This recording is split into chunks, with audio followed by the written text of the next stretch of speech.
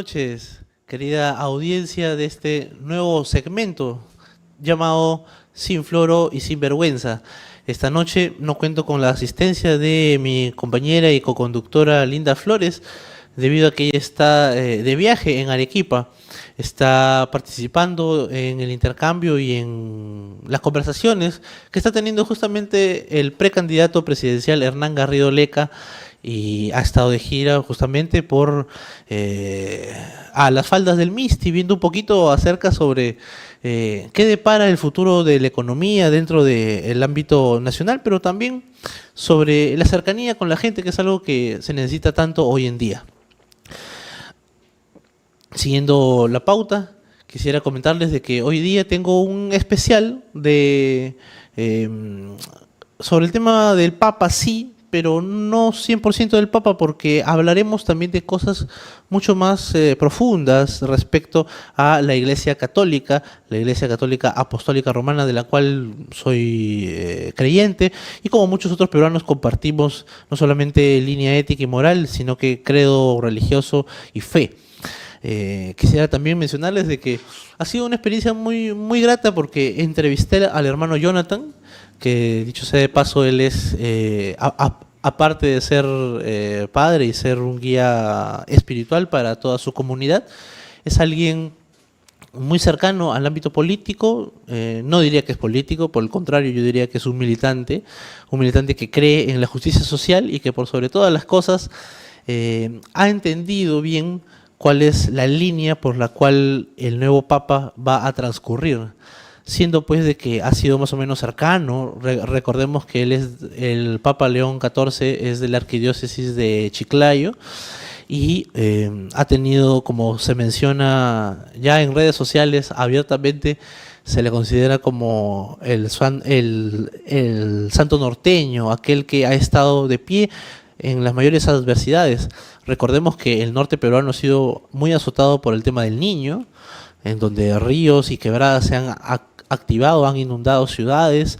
También en la época del COVID, dicho sea de paso, él como obispo tuvo una participación muy activa, organizando y viendo cómo conseguir algo que en su momento era muy preciado, que era el oxígeno.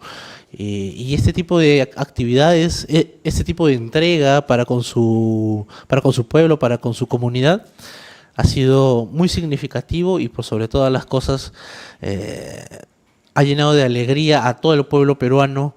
Ese mismo día, el mismo hermano Jonathan me lo mencionaba, que ese día, cuando dijeron Prevost, él paró con lo que estaba haciendo y dijo: caramba, es el que yo creo que es aquel que ha estado acá en Chiclayo. Y bueno, efectivamente, porque como verán en la entrevista, hay momentos en los cuales la política influye dentro de la Iglesia Católica, pero en determinado punto ya deja de ser un tema humano y mundano, sino que pasa a ser una temática superior.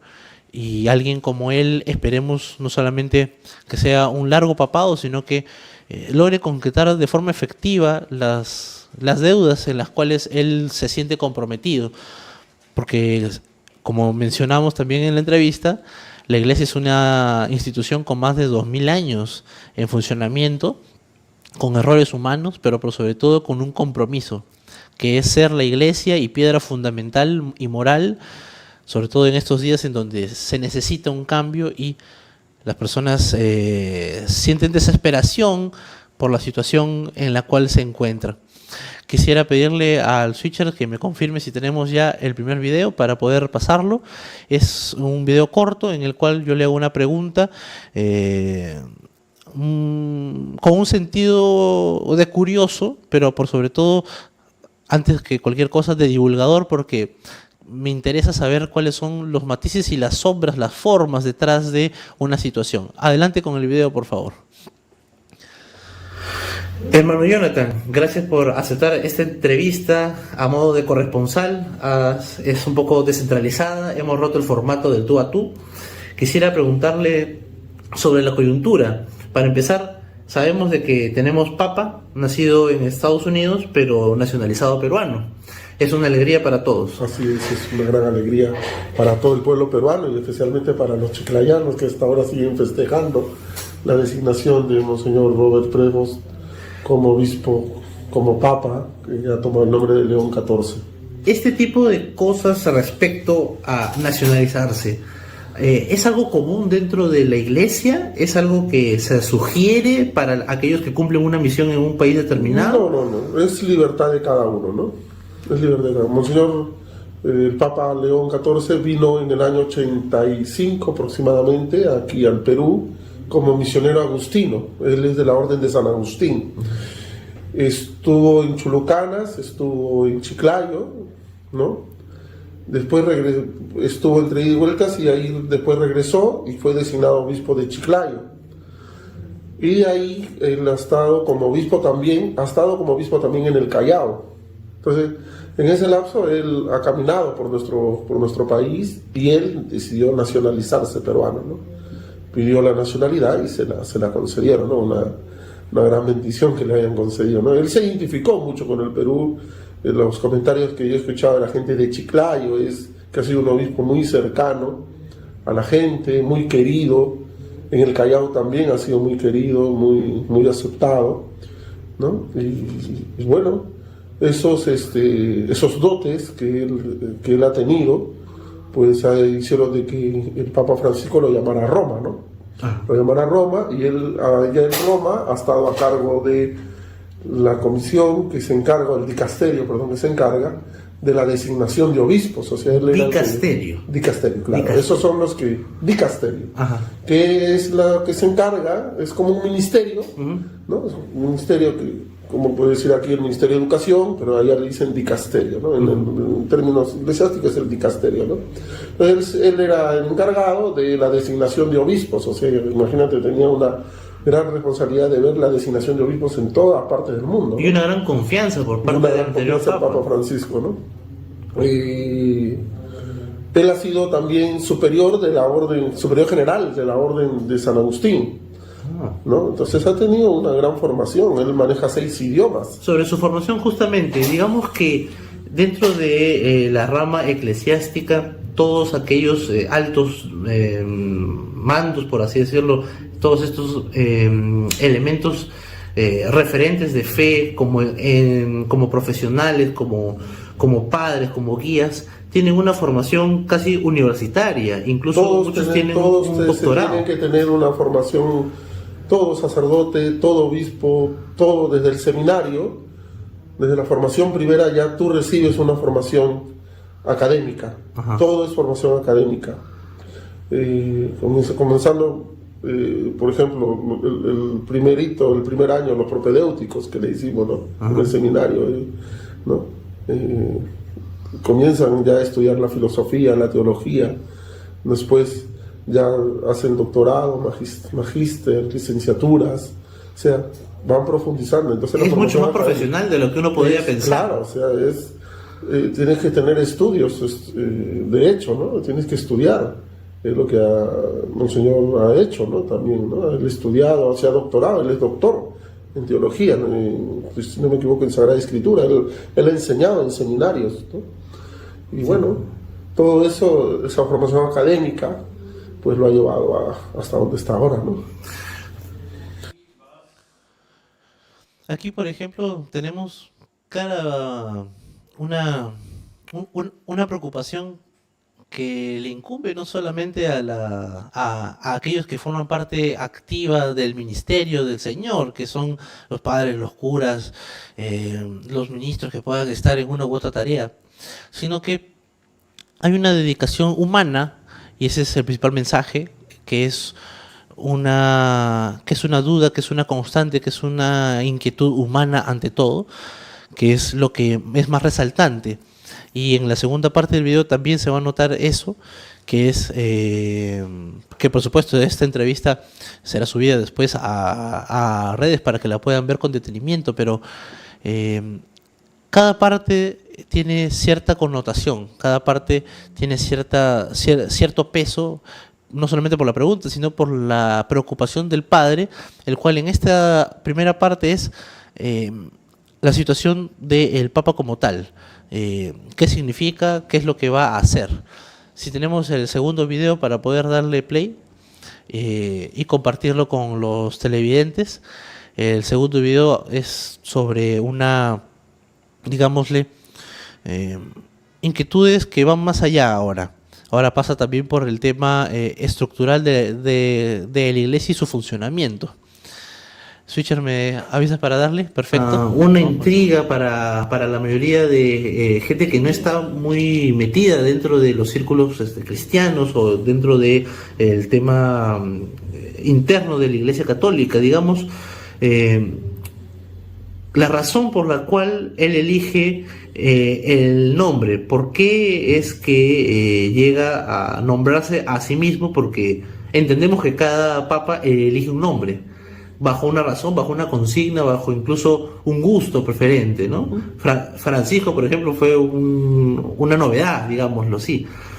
¿Por qué es que este papa ahora ha elegido el nombre que tiene?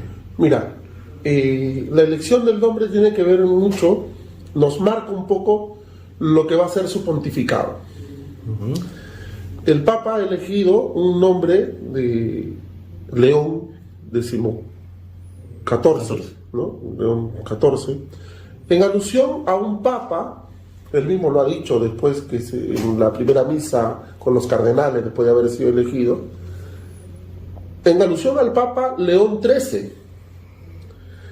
Y tú me preguntarás, ¿quién es el Papa León XIII? Pues este Papa, León XIII, que más o menos de 1890, por ahí, él va a sacar una carta que se llama la Rerum Novarum.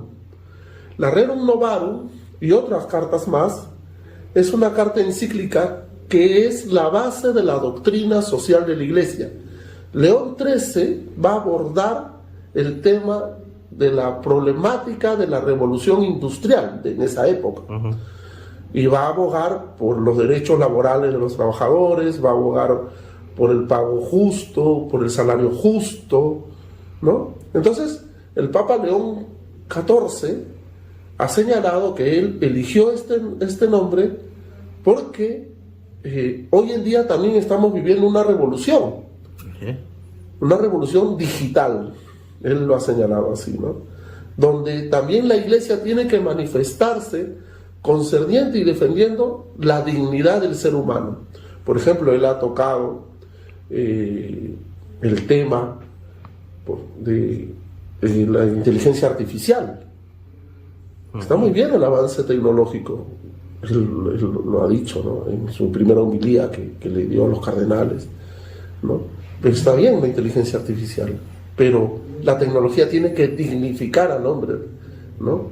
Tiene que hacer que también el hombre sea valorado como tal, porque a veces queremos sustituir nuestra vida por un robot. Claro. ¿No?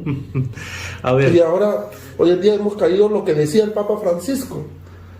¿Qué decía el Papa Francisco? Que hemos caído en la sociedad del descarte. ¿Y cuál es esa sociedad del descarte? Lo que no sirve, pues lo ponemos a un costado y lo echamos.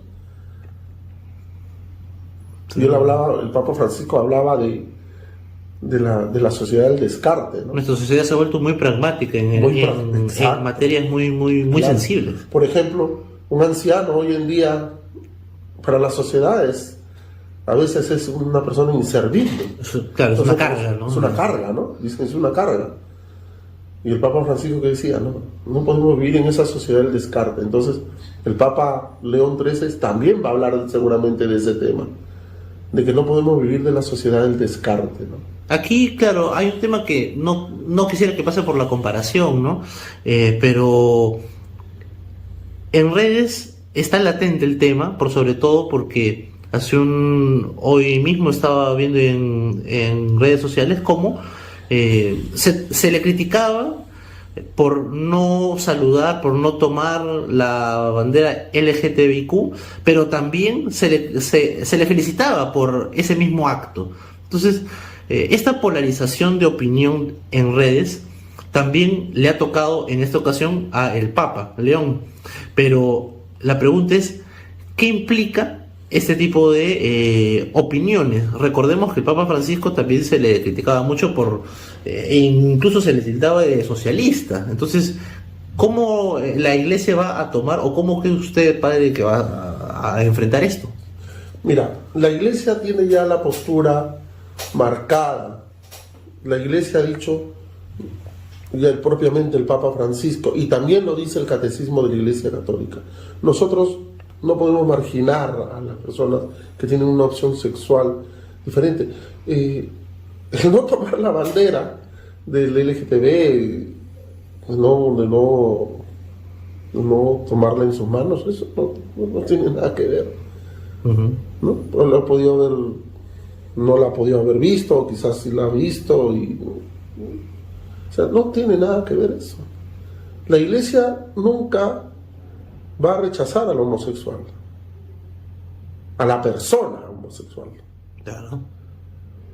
Pero tampoco el aceptarlo significa que estamos de acuerdo con la homosexualidad. Se rechaza el pecado, mas no a la persona. Uh-huh. Mira, tú me tocas el tema del Papa Francisco. El Papa Francisco, cuando él dijo que hay que acoger al homosexual, no dijo que aceptáramos la homosexualidad, no. Él no dijo eso. Y eso hay que tener mucho cuidado, porque hay posturas del Papa Francisco que ciertos sectores de izquierda han dicho. Por ejemplo, cuando el Papa dijo del tema de los homosexuales, dijo, uy, el Papa aceptó el matrimonio homosexual. Y nunca fue así. Sino lo que el Papa decía era que debemos acoger a la persona, ¿no? Cuando habló del tema de los vueltos a casar, dice, uy, el Papa está aceptando a los convivientes.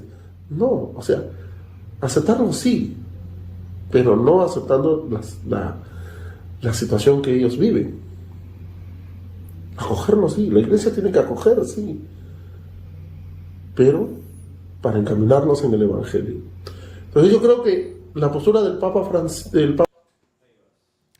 Aquí en esta segunda parte, como les mencionaba, está la consigna que tiene la Iglesia, pero también los elementos humanos que participan en ella. Es muy interesante poder analizarlo y, por sobre todo, tener el corazón abierto para este tipo de tareas en las cuales, como ha mencionado, el nombre no solamente dicta cuál va a ser el camino, sino que por el contrario demarca lo que va a necesitar la Iglesia de todos aquellos que compartimos la fe, que compartimos credo con esta gran tarea. Es muy curioso porque estas discusiones a veces suelen ser un poco triviales, un poco pesadas, a veces incluso un poco repetitivas, pero la pregunta al final del día es si de verdad tú crees en esto, si de verdad tú estás dispuesto a cumplir con algunos mandatos y requerimientos, no solamente morales, sino también de costumbre y de tradición dentro de tu familia, dentro de tu comunidad, dentro de tu trabajo. Entonces hay que hacer un mea culpa y pensar en lo que uno puede aportar. Y ese es el gran llamado, como en la última sección de la entrevista lo vamos a mencionar. Busquemos a Jesús y no tengamos miedo de eso. Es algo curioso, es algo interesante, es algo que llena de alegría y por sobre todo que a muchas personas les puede llenar de esperanza para lo que viene. Quisiera mandar a una primera pausa comercial para poder continuar con el segundo bloque. Adelante, volvemos en unos pocos minutos.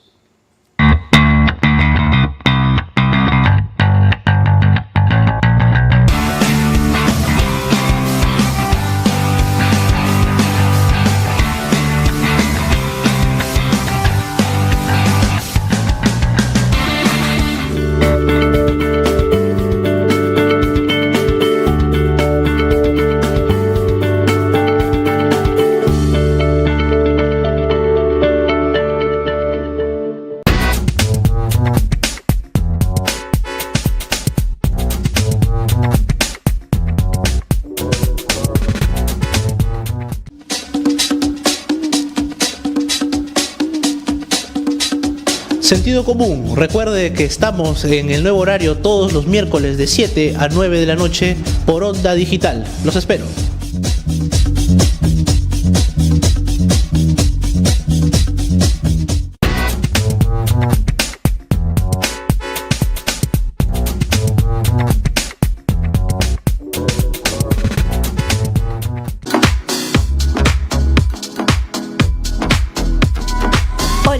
Recuerda que todos los jueves de 7 a 9 de la noche tienes una cita íntima conmigo.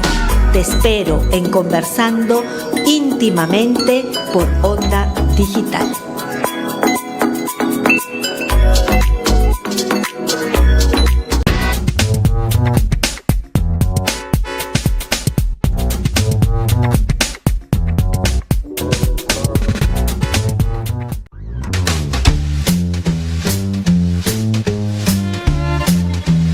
Amigas, amigos, Contraste, Onda Digital 18.4. Todos los días lunes de 7 a 9 de la noche. Los esperamos.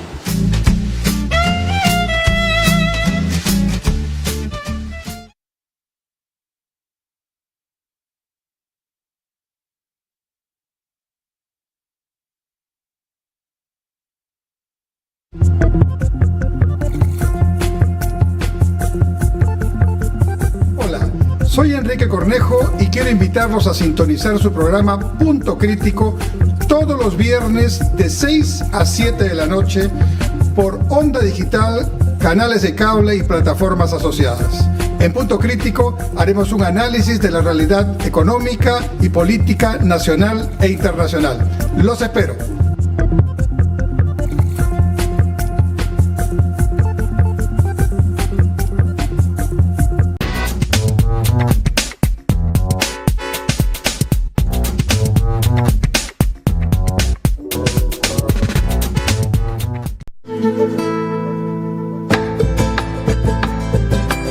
De lunes a viernes de 6 a 7 de la noche, Arcoíris del Perú te presenta música, entrevistas, reportajes y lo mejor del Perú por Onda Digital.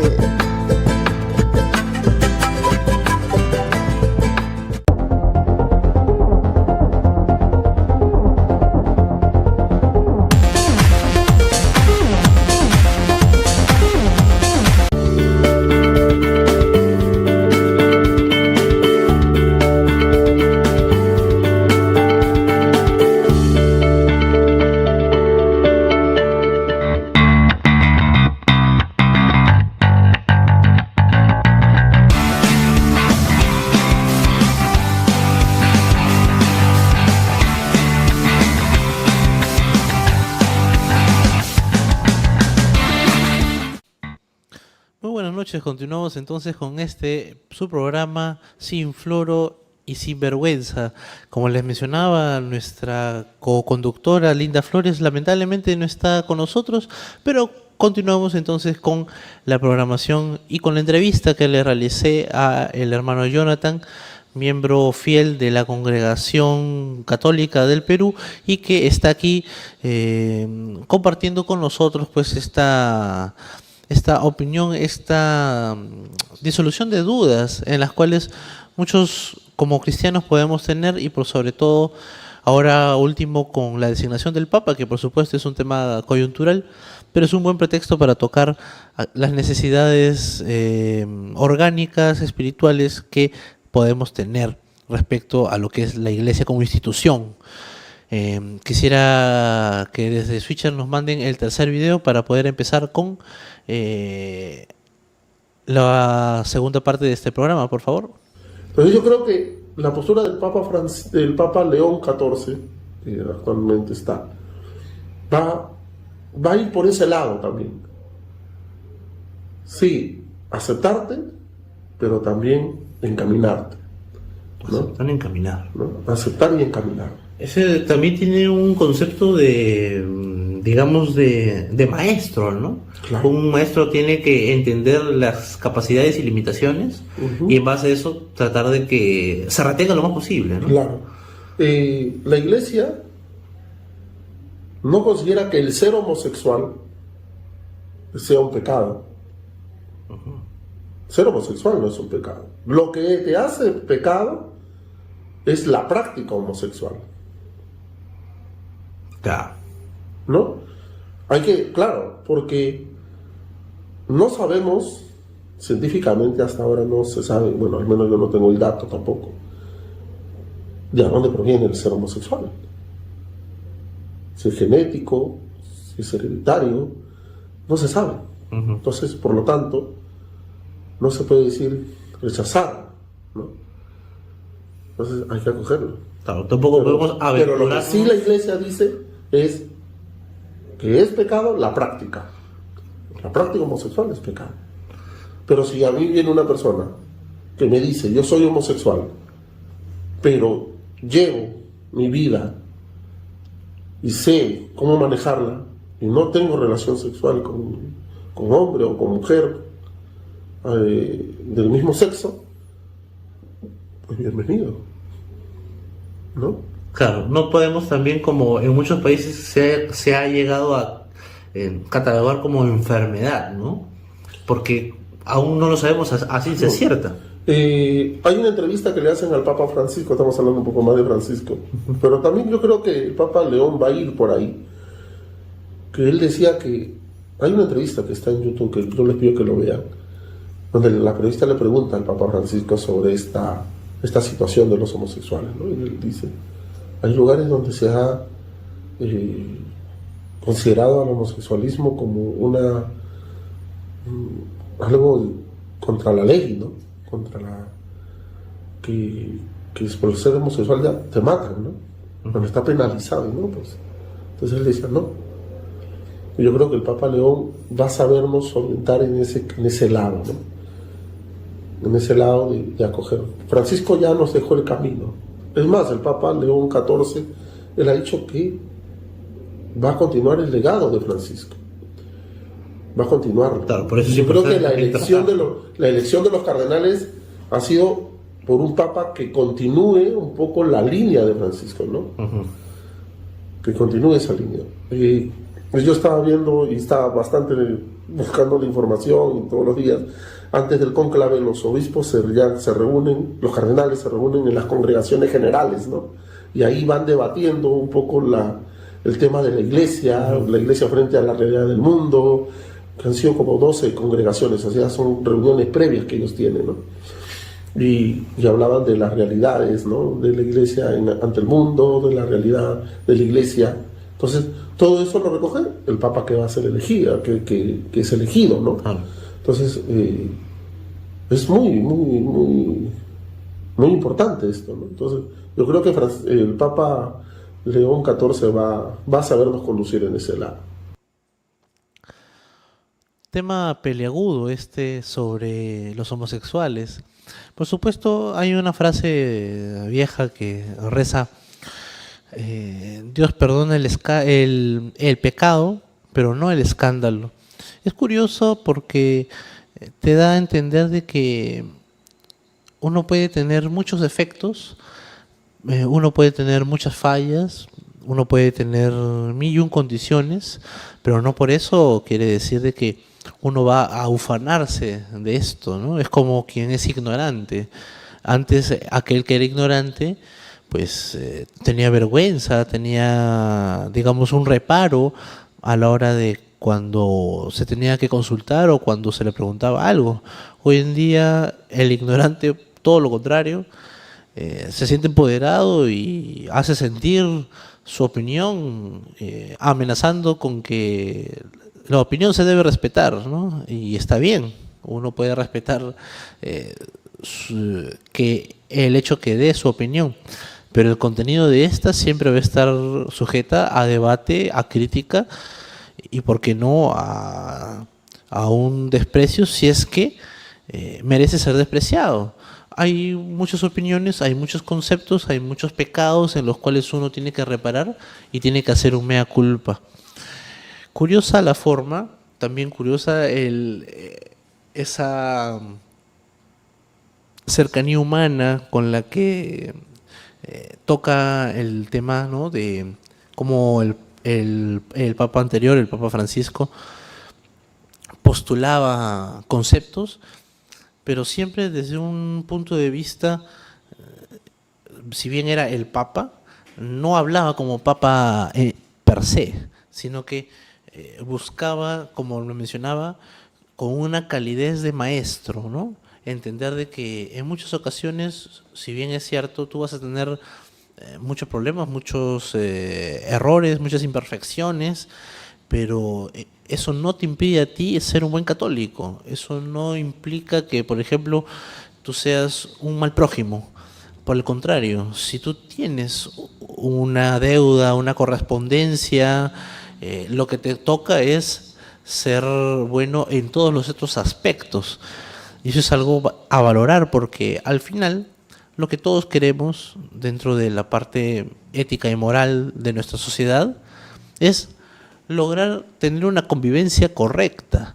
Y ahí caen muchos opinólogos, ¿no? Pueden decirnos, bueno, perdonar es parte de un sistema que no está hecho y que hoy en día tenemos muchas otras necesidades. Pero la realidad es esa, la realidad es que dentro de nuestra sociedad tenemos que poder lograr una buena, digamos, correlación de opiniones. Tenemos que lograr un consenso humano, que es lo que se ha perdido. Conforme vayamos pasando por la entrevista, verán de que no tenemos una forma en la cual nosotros mismos regular nuestra opinión, ¿no? Creemos de que lo que sentimos tiene que ser expresado y así tiene que darse. Y muchas veces no es así. Tenemos que entender de que aún la Iglesia Católica, siendo la institución pesada e histórica que es, no puede demandar de sus fieles perfección, porque eso no es humano. Y la Iglesia, si bien es cierto, representa un ideal mucho mayor, de forma intrínseca también se corresponde a qué tan mundanos podemos ser nosotros, ¿no?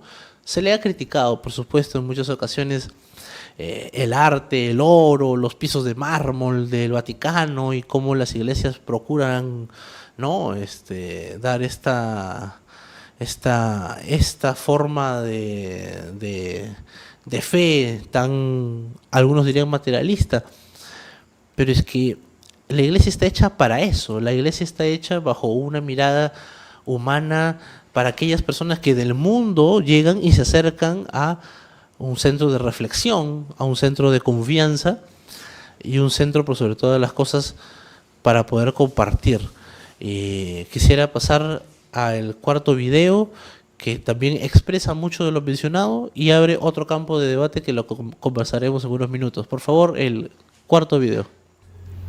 Hay otra pregunta, hermano Jonathan, que queda y que personalmente aquí en el Perú remeció mucho, porque se le vio por ahí a Cipriani, algo que mucha gente, después de lo sucedido con el tema sodalicio, no solamente preocupó, porque la pregunta era ¿y qué? ¿Y vota, no vota? Lo que dijo Francisco, ¿qué se hace con eso? Porque él había sido, digamos, muy golpeado con él a su muerte en una elección de papa. ¿Qué sucede? ¿Por qué está ahí? ¿Y cuál fue su papel? Más que todo respecto a lo que deducimos todos que debe haber sido un roce un poquito complicado, ¿no?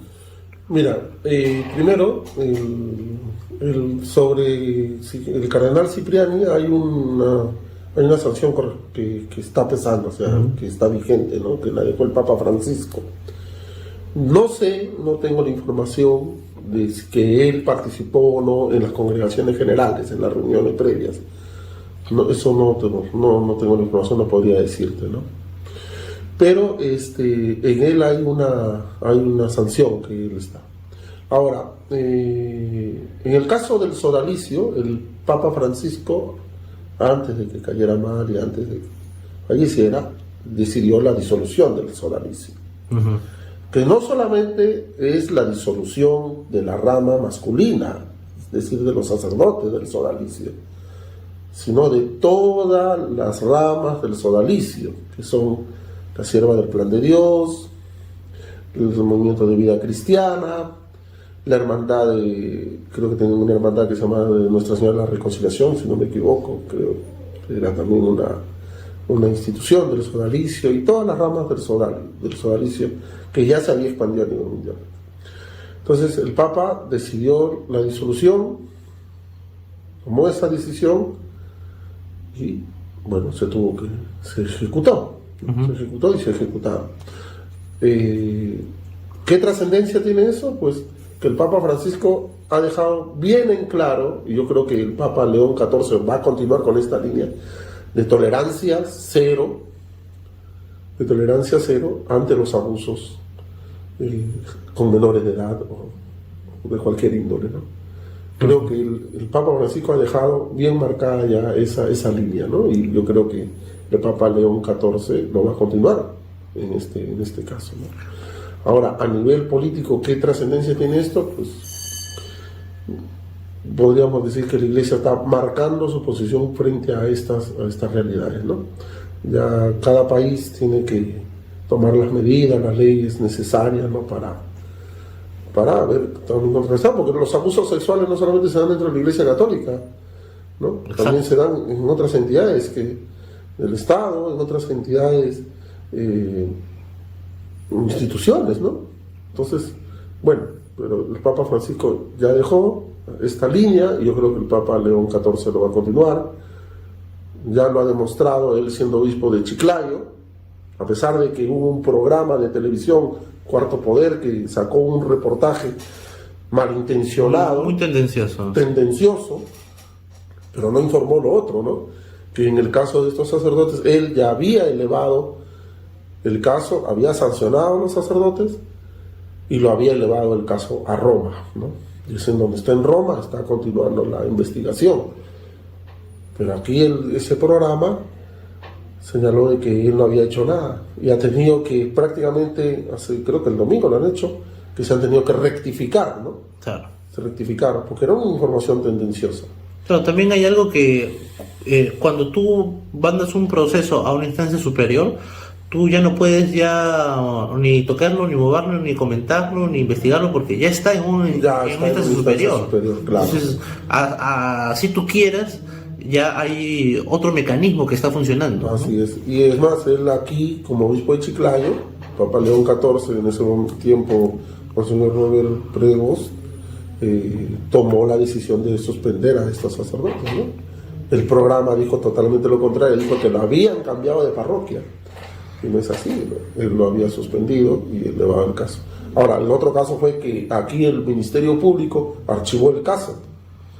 Ese no es el problema de la Iglesia. Claro, eso es un problema de las instituciones peruanas que tienen un debilitamiento sistemático. Y aquí voy también a otro caso, ¿no? El sodalicio fundado por Luis Figari, muchas personas dicen, ¿por qué no lo traen al Perú? Luis Figari está en Roma. Él está allá siendo investigado. Ya no investigado, creo que ya está siendo procesado ante la justicia de la Iglesia, ¿no? ¿Y por qué no lo traen al Perú? ¿Por qué no piden? Porque el Ministerio Público, pues, prácticamente ha dicho, bueno, esos son casos que ya, como han pasado años, ya prescribieron. Prescribieron. En el caso mismo de estas chicas en Chiclayo, el Ministerio Público dijo, prescribieron, no lo podemos hacer. Entonces, lo mismo con Figari. Dicen alguna gente que la Iglesia está ocultando a Figari en Roma. No, un momento. La Iglesia no está ocultando nada. La Iglesia lo está procesando al señor Figari allá, ¿no? También hay un concepto que la gente se olvida, que es que la Iglesia es un Estado, o sea, tiene una connotación de relaciones exteriores, y si tú quieres traer a alguien tendrías que solicitarlo mediante los elementos de relaciones exteriores, ¿no? No es una ONG. Y claro, y para tú extraditar a una persona tienes que hacer el proceso judicial acá en el Perú, y acá el proceso judicial en el Perú, que han dicho con Figari, y con el caso de Chiclayo, han dicho, estos delitos ya prescribieron por los años que han pasado, archivado. ¿Significa entonces que en la Iglesia estos delitos, estas fallas, estas manchas no prescriben? No. Interesante eso. Son investigados. No prescriben. Claro, y ustedes tienen todo el derecho porque es su ley. No prescriben. Curiosa atingencia que el hermano nos hace. Y por sobre todas las cosas, entender que, si bien es cierto, la iglesia, como le mencionaba, es humana, también reconoce sus errores y asume de que tiene que poner cartas en el asunto. Y con toda seguridad entender de que los curas y padres que son buenos elementos pasan ese tipo de cosas a instancias superiores y que son investigadas. Pero claro, pero también está la parte civil. ¿Qué pasa con la Fiscalía peruana que no pone la fuerza necesaria? Y por último, si se necesita extraditar a alguien, pues tenemos un Ministerio de Relaciones Exteriores que puede hacer esa tarea, ¿no? Esa causa, se puede hacer ese proceso. Lo que en realidad pasa pues también es un tema de voluntad política y no quererse comprar el pleito porque no, ¿qué van a decir? No, ¿qué va a pasar? ¿No? Este tipo de obsecuencias dentro del gobierno son comunes, pero la iglesia ahí no tiene parte. Hasta cierto grado se hace lo que se tiene que hacer, se retira al elemento y también tienen que entender de que, como lo mencionábamos en la primera parte de la entrevista, el hermano Jonathan lo dice claramente, reciben una formación desde muy jóvenes hasta que tienen cierto grado alto dentro de la iglesia, incluso llegan a ser doctores. Entonces, que se te quite eso y que te manden lejos con un proceso abierto, no solamente civil y penal, sino que dentro de tu propia congregación quedas marcado de por vida, eso también es una pena y es algo con lo que tienen que cargar aquellos que cometen estos errores y que en caso de ser crímenes, que paguen por los crímenes. Claro, también habla de otro aspecto, ¿no? Que es cómo en las internas para el tema del cónclave, para la elección del Papa, cómo estas internas van yendo y viniendo, como dicen las malas lenguas, Cipriani fue para hacer contracampaña. Y es muy probable, pero lo que haya pasado ahí queda ahí. O sea, en ese momento se encuentran, se discuten, chocan, se vota, y una vez terminado eso, tienen un nuevo líder, una nueva cabeza, y todos marchan al mismo paso. Entonces, ese es el mensaje que es más importante.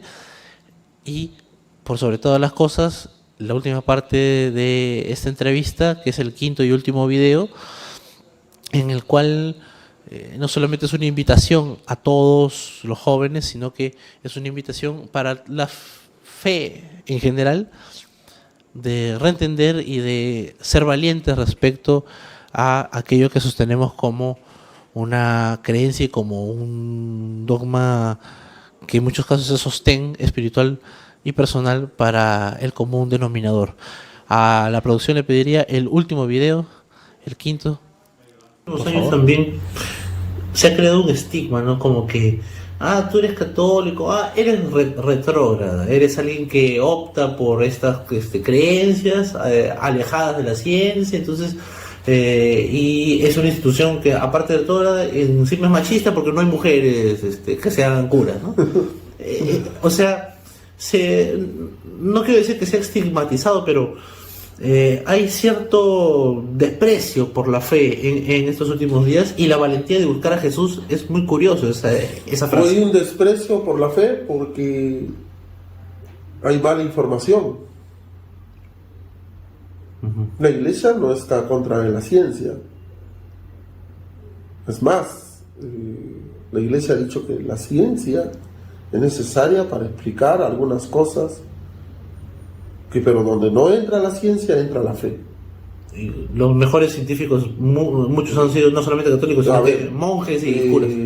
Hay un sacerdote jesuita, español, ahorita no me acuerdo, que trabajó en la NASA, ahorita no me acuerdo su nombre, se me ha ido, ¿no? Que ya hace poco ha fallecido, trabajó en la NASA. Lo recuerdo, sí. ¿No? Sí. Entonces, Sí. Varios científicos han sido sacerdotes. Trabajó en la NASA porque previamente había trabajado en el Instituto de la Iglesia Católica que se dedica al estudio del espacio, por si acaso. En el Vaticano hay una Stephen Hawking fue parte de esta Academia de Ciencias del Vaticano que Pablo VI lo invitó a Stephen Hawking, y Stephen Hawking era agnóstico. Era agnóstico. Entonces, aquellos que dicen, no, tú eres católico y eres un retrógrado, no, un momento. La Iglesia nunca se ha puesto al avance científico. La Iglesia, claro, en un principio puede haberlo, un cierto tema con cierta cautela, con cierta distancia, pero es normal, pues porque todos vemos siempre así, ¿no? Ah. Si a ti te dicen, oye, hemos descubierto un planeta donde hay vida, con otros seres distintos, lo que tú crees conocido cambia. A ver, sí, pero espérate un momento, ¿no? O sea, tú dirías un momento, déjame analizarlo, déjame pensarlo, ¿no? La Iglesia también es así, ¿no? Te dice, pues, vamos a verlo, vamos a analizarlo, Entonces, no por ser católico yo soy un retrógrado, ¿no? No puede ser. Un gran mensaje, ¿no? Claro. No tengas miedo de seguir a Jesús. El cristiano católico y el cristiano en general tiene que anunciar a Cristo a tiempo y a destiempo. En todo momento, en todos los estamentos. Si a ti te toca ser político, anuncia a Cristo desde la política. Si a ti te toca ser ingeniero, anuncia desde tu profesión de ingeniero. Si a ti te toca anunciar a Cristo siendo comunicador, hazlo. Hazlo. San José María Escrivá de Balaguer, que es el fundador del Opus Dei, con todas las cosas que tiene el Opus Dei, que pueden decirme, no, que por aquí. San José María Escrivá de Balaguer decía él que nosotros podemos santificarnos desde el lugar donde estemos, en la cuestión social que estemos, en tu trabajo, en tu familia, en esos pensamientos de San José María Escrivá de Balaguer. Entonces, no es que yo porque sea católico, no, tendría trasnochadas. La moral y la ética no han cambiado. Desde los filósofos griegos no han cambiado. Desde el pensamiento moral, ético, cristiano, no ha cambiado. Moral y ética siempre va a haber. Ahora que hay personas que ya no tienen moral, ya no tienen ética, pues ya esos son los que hacen daño a la sociedad, ¿no? Los malvados siempre han existido. Claro, ¿no? Así como me pueden decir a mí, oye, pero en la historia de la iglesia no había papas que sí, pues. Sí, pues. Claro, en la iglesia no le ha dicho que no. Hubo los Borgias que hicieron lo que hicieron. Claro. Hubo un Julio III, hubo un Papa Borgia, otros que se peleaban por el cargo, porque es una institución humana también, ¿no? Una institución humana y con más de 2000 años. Con 2000 años. Pero aquí prima lo que Jesús le dijo a Pedro, Mateo 18 en adelante. Tú eres Pedro, que significa piedra, y sobre esta piedra edificarás mi iglesia, y las puertas del infierno no prevalecerán sobre ella.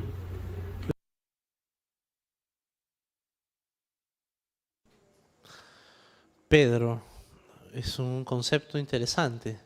Sobre esta piedra se edificará mi iglesia y las puertas del infierno no prevalecerán. Es muy curioso y despierta sentimientos porque siempre uno ha querido de una u otra forma saber, conocer, entender qué hay más allá, ¿no? La iglesia siempre ha jugado con esto y eso es algo que históricamente se le tiene que dar fe de ello, ¿no? Se le tiene que dar crédito como institución, pero como ente rector de lo que es conceptualmente moral, siempre ha tratado de mantener ese marco en el cual las sociedades tengan un devenir correcto. Ha sido un gusto con todos ustedes, agradecerle al hermano Jonathan por la disposición de absolver estas dudas de un joven curioso que, más allá de la trivialidad de, mira, aquí comió el Papa una salchipapa, o aquí tomó un café el que ahora es Papa, ¿no? Más allá de la trivialidad del día a día, lo que significa y los conceptos que hoy en día tienen que manejarse, porque lo más probable es eso, que el Papa, y es más, ya lo dijo, va a visitar 3 países, entre ellos Perú, como visita extraordinaria para empezar un nuevo periodo dentro de la Iglesia, útil. Esperemos que así sea, como mencionó, es un compromiso con las clases sociales, las clases trabajadoras. León XIII estuvo pendiente con la Revolución Industrial y ahora León XIV procura una línea respecto a la inteligencia artificial, respecto a sistemas de globalización y todo aquello correspondiente, ¿no? Con alegría se recibe esta noticia. Quisiera desearles muy buenas noches a todos y será hasta el próximo viernes. Esto fue Sin Floro y Sin Vergüenza. Nos vemos. Hasta la próxima.